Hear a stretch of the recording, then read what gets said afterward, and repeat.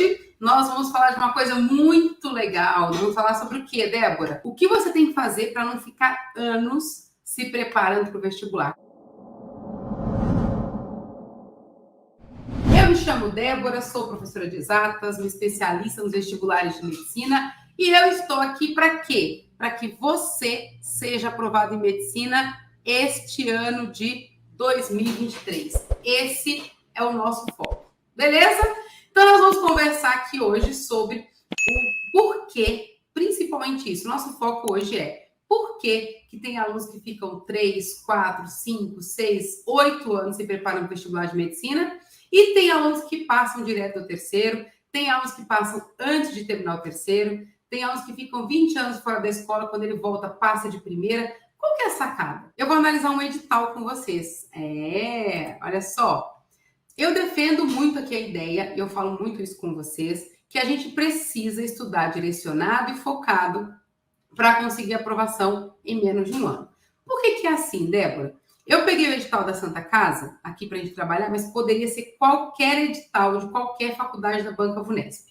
Se você pegar o edital da Santa Casa, da Unifesp, da FAMERP, da Unesp, da Unisa, Santa Marcelina, você vai ver que o conteúdo programático é todo igual, tá? Tem alguns vestibulares, o Unesp, por exemplo, que ele nem coloca mais os tópicos. Ele fala de acordo com o conteúdo programático do ensino médio. O conteúdo programático do ensino médio e o conteúdo do edital é idêntico.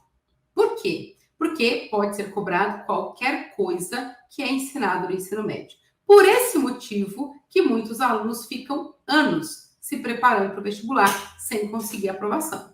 Então, o que é muito comum os alunos fazerem, né?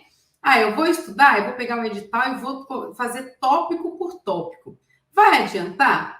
Pode ser que esse aluno estudando tópico por tópico consiga aprovação, mas infelizmente pode ser que não, e eu vou mostrar para vocês. E se esse aluno estudando tópico por tópico do edital, estudando tudo do ensino médio, estudando tudo que o cursinho passa, ele demora a passar, por quê? Porque olha só, gente, olha só, matemática. Eu peguei aqui matemática para ficar mais fácil, eu acho que é mais palpável para vocês matemática do que as outras matérias, tá? Primeira coisa, quem está aqui, conversa comigo no chat. Eu gosto muito dessa interação de vocês. Uma das primeiras coisas que a gente aprende matemática no ensino médio, quando a gente entra no cursinho, a gente começa a ver o que é conjuntos, né? A parte de conjuntos. Aí a gente vê a parte de conjuntos, tem ali exercício de fixação, tem o roteiro para matar. A questão é, isso é cobrado na minha prova da Banca Vunesp? Não, não é cobrado. Conjuntos não caem na Banca Vunesp. Então, quando você vai estudar uma matéria que não é... Olha só, eu vi isso no primeiro ano do ensino médio, eu vejo isso no cursinho, só que isso não vai ser cobrado. Qual que é o problema, Débora? Eu estou aprendendo, não é um problema, aprender é sempre bacana. O problema é que o seu tempo para o vestibular é muito curto.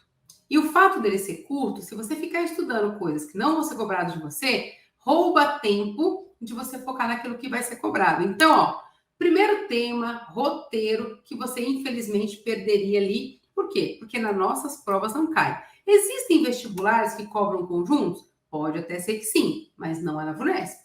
Ok? Então, isso é muito importante. Então, eu peguei o edital e a parte matemática para a gente comparar, para vocês entenderem a quantidade de coisa que vocês estudam, que não cai, e mesmo quando cai, ela cai de uma forma diferente que está no edital e do que é ensinado na escola, que é ensinado no cursinho tradicional para vocês. Olha só, vou pegar aqui, por exemplo, essa parte aqui, essa primeira parte de conjuntos, né? Ele está falando de múltiplos divisores, está falando aqui a razão e proporção, números complexos. Aí, esse contexto todo aqui de conteúdo. Eu vou ver isso no ensino fundamental, Débora? No ensino médio, perdão, vou. Eu vou ver isso no meu cursinho tradicional? Também vou, tá?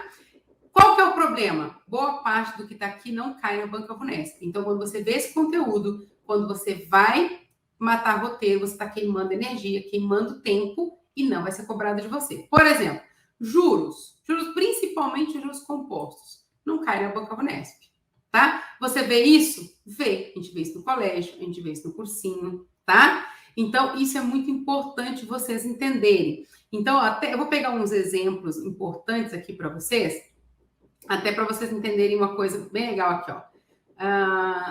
Aqui, ó. Matrizes. Eu vou pegar geometria analítica, que é uma coisa que eu falo bastante para vocês aqui, né? Olha que bacana, tá? Quando a gente fala de geometria analítica, nada mais é, GA, nada mais é que uma junção de várias matérias.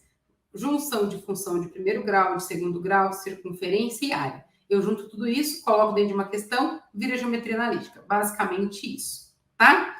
Quando a gente vai aqui para o edital, a parte de geometria analítica, fala de plano cartesiano, equação da reta. Aí, o que o aluno faz? O que a gente faz do colégio, do ensino médio, o que a gente faz do cursinho? A gente coloca a definição de tudo isso, tem exercícios específicos de cada uma dessas coisas, e você vai fazendo. Só que, na verdade, quando a gente pensa em geometria analítica na nossa prova, o que eu preciso dominar? Isso aqui, ó. Por exemplo, funções, relação de grandeza na minha função, não vai cair, mas eu preciso dominar muito bem função de primeiro e de segundo grau. Por quê, Débora? Cai função de primeiro e segundo grau na prova da Vunesp? Não.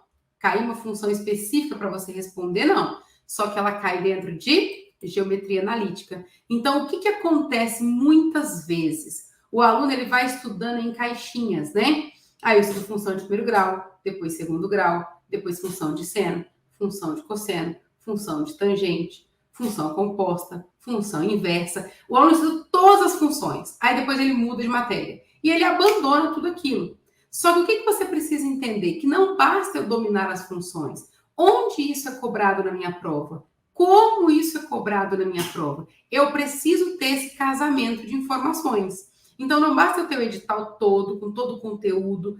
Não adianta. Eu tenho que saber o que cai e como cai isso na minha prova.